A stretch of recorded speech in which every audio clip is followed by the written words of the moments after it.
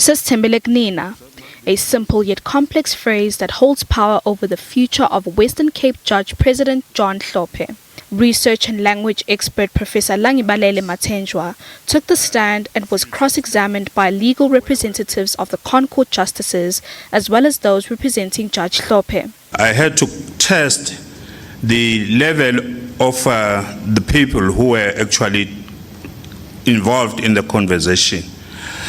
I had to look at their previous history because that was going to inform me. And I had to look at the relationship that might have actually existed between them.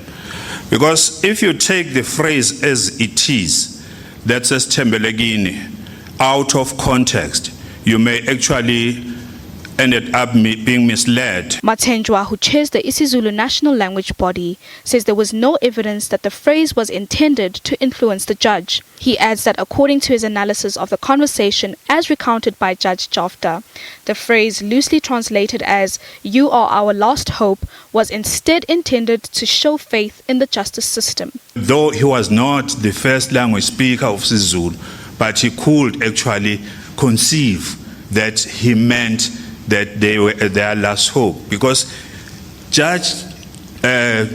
President Hlophe mentions that they are the constitutional court, the highest court in the land, and so they are actually pinning their hopes onto them. Advocate Gilbert Marcus, who represents some of the justices, opposed this. I won't belabor the point with you, Professor, other than to put it to you finally on this issue, that really the only person who can say how he understood the phrase is Justice Jafta himself. 2 witnesses are expected to take the stand.